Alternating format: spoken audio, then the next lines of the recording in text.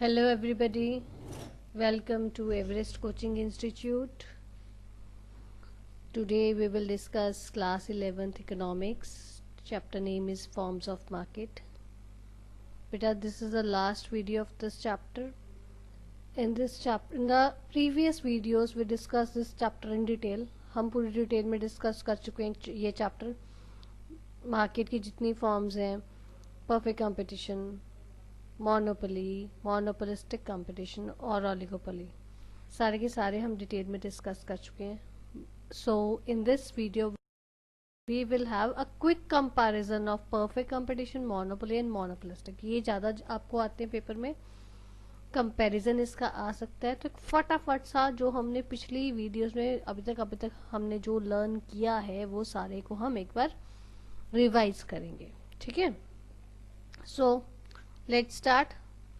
अभी देखो, मैंने यहाँ पे एक प्रॉपर सा एक चार्ट बनाया हुआ है, टेबल बनाया हुआ है, जिसमें मैं आपको इजीली पॉइंट सबके समझ आ जाएंगे और आप आराम से उसको कंपेयर कर सकते हो. सो फर्स्ट इज, पहले बेसिस है number of buyers and sellers. ये देखो, मैंने आपको डिफरेंस बताया था कि परफेक्ट कंपटीशन में there are large number of buyers and large number of sellers. हमने ये बात की थी ना कि लार्ज नंबर ऑफ बायर्स और लार्ज नंबर ऑफ सेलर्स होते हैं. और मोनोपोलिस्टिक कंपटीशन में हमारे large number of buyers and sellers उसमें भी होते हैं. परफेक्ट और मोनोपोलिस्टिक में सेम चीज होती है. और मोनोपोली में हमारा सा कुछ डिफरेंट हो जाता है. मोनोपोली तभी बनती है जब when there is one seller, एक सेलर होगा और बहुत सारे बायर्स होंगे. तो मोनोपोली एक ऐसा है मार्केट स्ट्रक्चर जिसमें there is only one single seller there are large number of buyers. और मोनोपोलिस्टिक में और परफेक्ट कंपटीशन में there are large number of buyers and large number of sellers. अब देखो, इसमें भी एक कंपैरिजन है परफेक्ट और मोनोपोलिस्टिक में. अगर आपको याद हो, मैंने आपको वो जब डिटेल में मैंने करवाया था तो मैंने तब भी बताया था कि मोनोपोलिस्टिक कंपटीशन में large number of sellers and buyers होते हैं, पर जो सेलर्स हैं हमारे, उन सब का हर एक का साइज स्मॉल होता है. साइज स्मॉल, मैंने आपको क्या बताया था कि जो हर एक का मार्केट कैप्चर जितनी करनी है वो थोड़ा है. ये नहीं कि एक कंपनी ने ही एक फर्म ने ही सारी की सारी मार्केट कैप्चर नहीं की होती. Size is small, large number of sellers, but the size of each seller is, या share of each seller in the market is limited. ठीक है, परफेक्ट में ऐसा कुछ नहीं होता. सो फर्स्ट पॉइंट ये था number of buyers and sellers का. Second comes product. अब प्रोडक्ट में क्या है, जो हमारा परफेक्ट कंपटीशन में उसमें होमोजेनस प्रोडक्ट होता है. होमोजेनस कौन सा होता है कि एक जैसा प्रोडक्ट सबके पास होता है. परफेक्ट कंपटीशन में होमोजेनस होता है. मोनोपोलिस्टिक कंपटीशन में प्रोडक्ट डिफरेंशिएशन हो जाता है. प्रोडक्ट डिफरेंशिएशन में इसमें मैंने आपको बताया था कि मोनोपोलिस्टिक कंपटीशन में प्रोडक्ट डिफरेंशिएशन कैसे होता है, ट्रेडमार्क से या ब्रांड नेम से. परफेक्ट में ऐसा कुछ नहीं होता. मोनोपोलिस्टिक में प्रोडक्ट डिफरेंशिएशन सिर्फ एक हम कह देते हैं कि हमने इस ब्रांड का, अगर हमने मोबाइल लेना, हमने सैमसंग का लेना है या ओप्पो का लेना है या एलजी का लेना है, वट एवर द फोन में भी एप्पल का लेना है, जिसका भी हमने लेना है, वो एक ट्रेडमार्क, एक ब्रांड नेम है जो हम बोलते हैं. वो ब्रांड नेम के कारण प्रोडक्ट डिफरेंशिएशन होती है. ठीक है.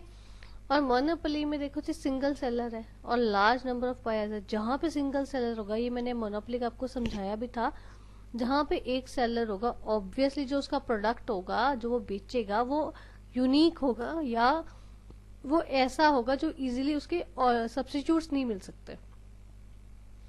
ठीक है. परफेक्ट कंपटीशन में होमोजेनस प्रोडक्ट, मोनोपोलिस्टिक में प्रोडक्ट डिफरेंशिएशन एंड मोनोपोली में यूनिक या no close substitutes.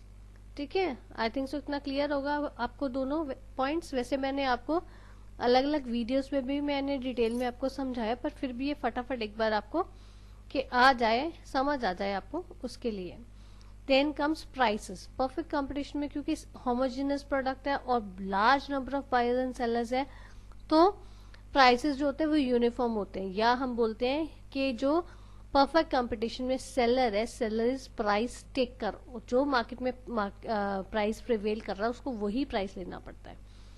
Monopolistic competition में जो है वो यूनिफॉर्म प्राइसेस नहीं होते, बिकॉज ब्रांड नेम, एक ब्रांड है। अब एप्पल का मोबाइल आप लोगे वो इतना महंगा आएगा, सैमसंग का लोगे उसका अलग रेट होगा, ओप्पो का लोगा उसका अलग होगा, एलजी का लोगे उसका अलग होगा, हर एक के अलग अलग रेट्स होते हैं।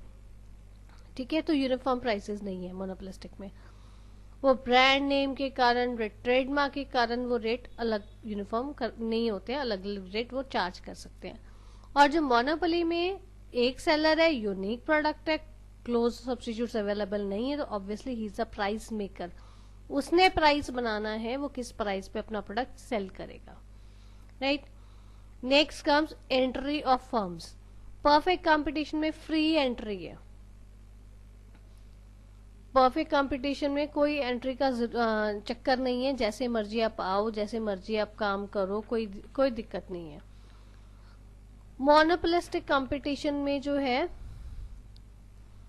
आप फ्रीडम है, बट एब्सोल्यूट फ्रीडम नहीं है। एब्सोल्यूट फ्रीडम मतलब कि वहां पे बहुत सारे जो फर्म्स हैं वो आ सकती हैं, अंदर एंटर कर सकती हैं इंडस्ट्री में, बट उनको अपना वो दूसरे की कॉपी ट्रेडमार्क नहीं ले सकते, पेटेंट राइट नहीं ले सकते, उनको अपना ही प्रोडक्ट जो करना पड़ेगा वो उसके लिए अलग पेटेंट लेना पड़ेगा, जिसमें बहुत सारी फॉर्मेलिटीज आती हैं। सो वो इसलिए रिस्ट्रिक्टेड नहीं है इसमें एंट्री मोनोपोलिस्टिक कंपटीशन में, बट बहुत सारी legal formalities has to be followed by the firms to enter the industry. ठीक है, और मोनोपोली में क्या है, एंट्री होती नहीं है, इसीलिए मोनोपोली है, सिंगल सेलर है।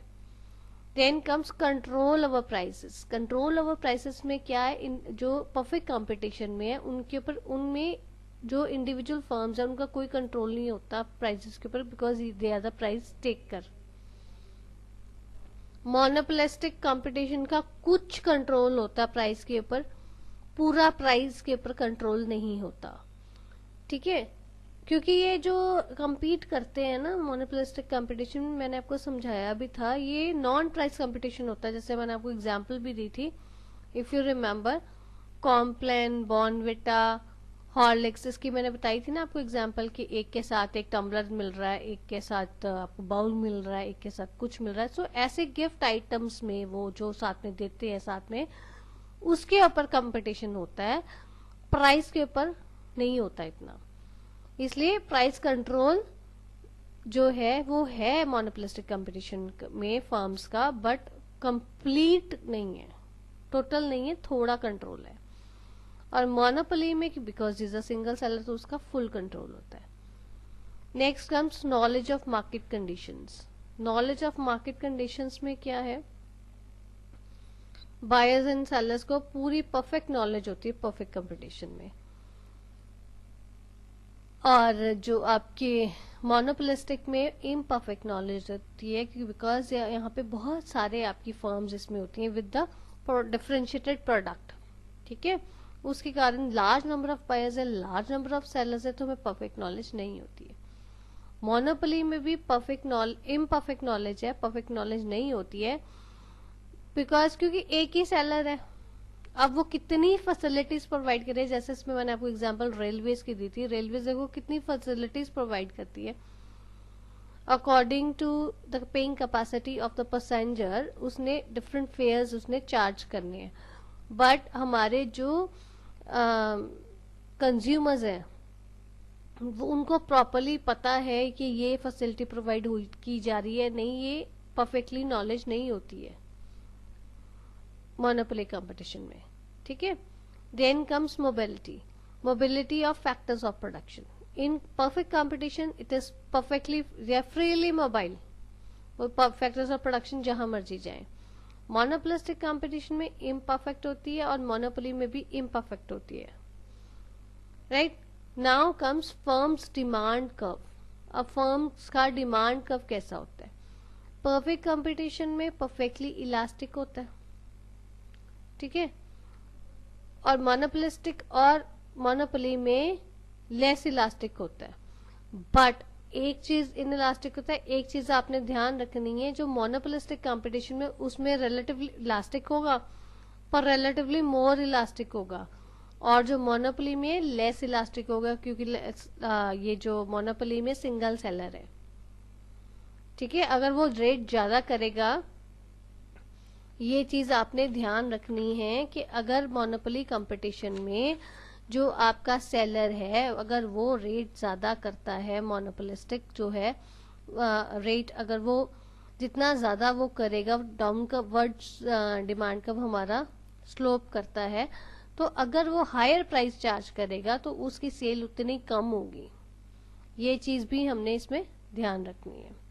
Then come selling cost. Selling cost perfect competition में नहीं होती है, बिकॉज होमोजेनस प्रोडक्ट है, हर जगह आपको सेम रेट पे मिलेगा। मोनोपोलिस्टिक कंपटीशन में वेरी सिग्निफिकेंट है। मैंने अभी आपको जो एग्जांपल दी है ना, ये कॉम्प्लान, बॉर्नविटा और उसकी हॉर्लिक्स की, वो गिफ्ट्स के ऊपर है, वो कैसा गिफ्ट वो साथ में देते हैं। तो वो जो सेलिंग कॉस्ट एक्स्ट्रा जो आएगी, जितनी वो एडवर्टीजमेंट करेंगे, जितनी वो कंपेयरिंग करेंगे, उतनी ज्यादा उनका प्रोडक्ट जो है फेमस होगा और वो अपने बायर्स को अट्रैक्ट करेगा। मोनोपोली में सेलिंग कॉस्ट की जरूरत नहीं है, क्योंकि वो जो प्रोवाइड करते हैं, गुड प्रोवाइड करेंगे या सर्विस प्रोवाइड करेंगे, वो सिंगल सेलर है, तो इसलिए उनको कोई सेलिंग कॉस्ट की जरूरत नहीं है। और now last comes the profits in long run. Long run में प्रॉफिट्स कैसे होते हैं? परफेक्ट कंपटीशन में नॉर्मल प्रॉफिट्स होंगे, क्योंकि वो है कि आपको सेम रेट चलता है। मोनोपोलिस्टिक में भी नॉर्मल होता है, क्योंकि आप थोड़ा सा अप डाउन नहीं कर सकते हो, आपके नहीं तो जो बायर्स हैं वो आपकी राइवल फर्म के पास रह जाएंगे। और जो मोनोपोली है, मोनोपोली में हमारा एक्स्ट्रा नॉर्मल प्रॉफिट्स होते हैं, क्योंकि वो सिंगल सेलर है। Here average revenue is greater than average cost, या total revenue is greater than total cost in the case of monopoly. और बाकी दोनों में, परफेक्ट और मोनोपोलिस्टिक कंपटीशन में, average cost is equal to average revenue is equal to average cost, और you can say total revenue is equal to total cost. ठीक है। सो ये आपको क्विक कंपैरिजन था तीनों मार्केट स्ट्रक्चर्स का। So if you find any difficulty in this, you're most welcome to give your feedback, and thanks for watching.